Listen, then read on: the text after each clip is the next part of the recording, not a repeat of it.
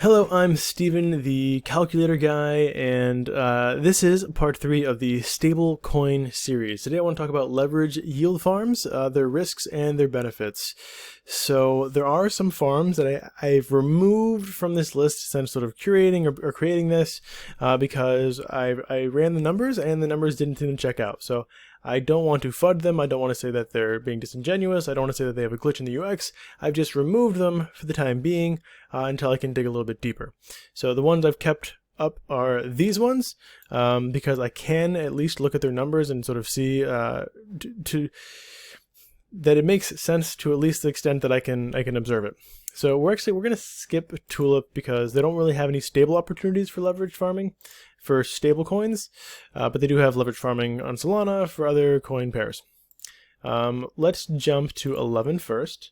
Alpaca is good for Binance Smart Chain, but they're leveraged. Stable farming only gets you up to like 30%, and if I'm going to do 30% or less APY, I'm going to go with, at this point, auto compounders or yield aggregators, because I think you incur less risk that way. So before we look at these, this is the first one we're going to look at. Before we look at these, I want you to understand that there are definite risks associated with leverage yield farming on stables that you wouldn't incur on auto compounding or just basic staking. Now, some of the risks are that these APYs can fluctuate dramatically and even go negative. So if you look here, you'll see the borrow APY is 80%, and the yield farming is 171%, and that is an APR. So you end up with a 91.37% APR, which then becomes a 149% APY. Now, if the yield farming dips below 80%, you will then be at risk of losing money by farming. Like literally, it will eat into your funds. So you have to be more like dynamic and on top of these opportunities and watch them than you would with just say auto compounding, when you're never going to run a negative APY on auto compounding, at least not in my experience. I've never seen that. The one thing you may have happen to you is like you get a big deposit fee or withdrawal fee, but if I'm doing stables, I'm probably going to avoid any farm that has a deposit or withdrawal fee. If I'm doing other coins and I'm in really early, I may eat that fee, but for stable coins, generally speaking, I'm not going to mess with any withdrawal or deposit fees above 0.1%. 0.1% is sort of my max, but I prefer like 0.01% or no fee. Anyways, I like that you can see this here, right? The yield farming position, the borrow APY, and the APR. Now, Iron Finance has been able to keep up this APR for quite some time, which keeps up this APY. So it's a neat opportunity. I don't know how long it'll last. If I open a position, I would be checking it multiple times a day, just because this is the type of position that you would expect to at some point go negative as this base APR, this yield farming opportunity, goes below 80% APR. So if you wanted to open a position here, you click open position, you would deposit however much DAI in USDC you want, and then choose your leverage. You can also see the borrow rate, right? The borrow rate is the borrow APR that you're paying. Not paying, but you're kind of paying it, but it comes out automatically from your APY or APR. So there you go. The cool thing about this, at least insofar as I understand it, is that for this particular leverage farm, I don't think, you may have to check on this, but I don't think you're getting paid in their native token for these. I think you're getting those on the boosted farms, which are over here in the Ellie pools. Like for these, it'll even tell you that you'd be getting boosted rewards in L.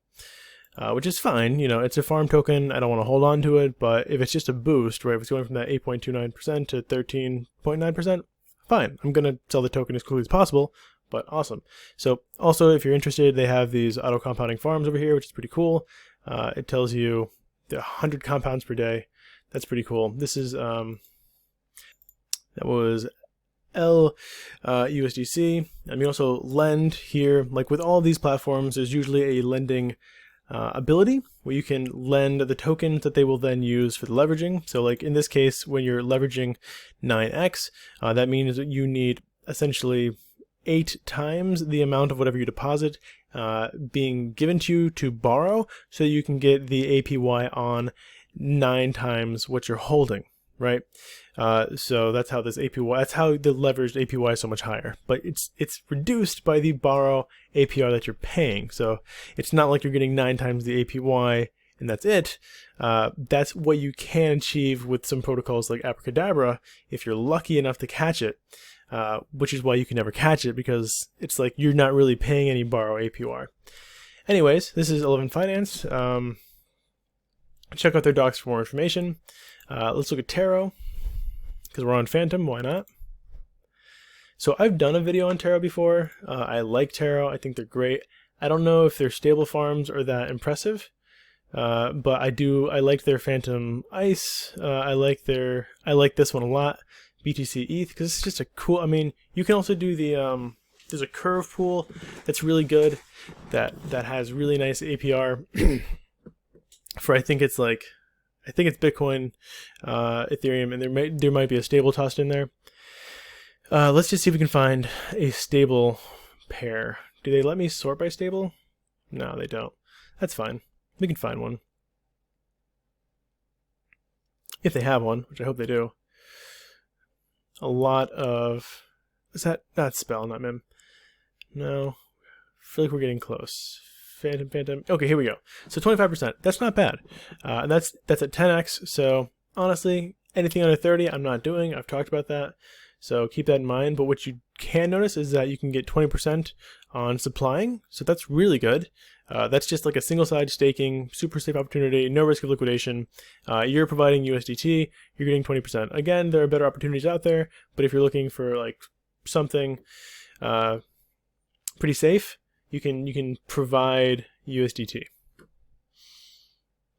But auto compounding is probably going to get you a better rate. Here we go, 27%, decent, but not amazing. Again, anything under 30, I'm going with auto compounders. Not great for this pair, to be honest. This one's good. So 40%. This is sort of where I would start to say, hey, this is pretty good. Also, 3x. Can I leverage that more? Do they have a? Oh, I want to know. I want to know now. Oh, is this not my? I thought this was my. It says Mematic. I don't know if Mematic is the same thing as my, which I thought that's what this was. Okay, no, it is a stablecoin. So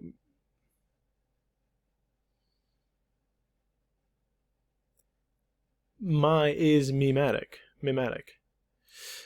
So in that case, this is really good. This is a stablecoin. You could probably leverage this more than 3x. I don't know if they allow you to do that, and in order to figure out if you could do that, I actually need the token. I wonder if I can zap with some stuff that I have, if they'll let me, because I'm kind of interested. I don't have either of these assets right now. Okay, well, maybe that's a video for another day. But if you can, this might be a good opportunity, because you could leverage probably relatively safely at least 6x. And you can always look at like what the TWAP is, you know, how much you can see a flux. Okay, cool. So that's Taro, maybe 40%, maybe even more with additional leverage. Like usually with stable pairs, you're leveraging at least 10x. So I was surprised to see that they were only doing 3x for that stable pair. Again, there are a lot more of these, but these are the ones that are reputable. These are the ones that a lot of people are using, and these are the ones that you would go to quite frequently. There are some other ones that they're not here right now. Okay. Oh yeah, Alpha Homora. So let's look at Alpha Homora. Sort of like the last one we'll look at. This one I also did a video on for Avalanche Chain. But it's good to revisit it. I think last time I was doing a video on it, it was like $30 in gas. maybe even more than that to deposit. So I just decided, I just left. So what you'll do is you'll go over to dashboard. Is that right?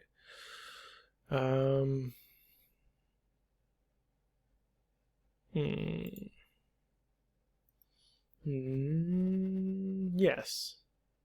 Yeah. Okay, right.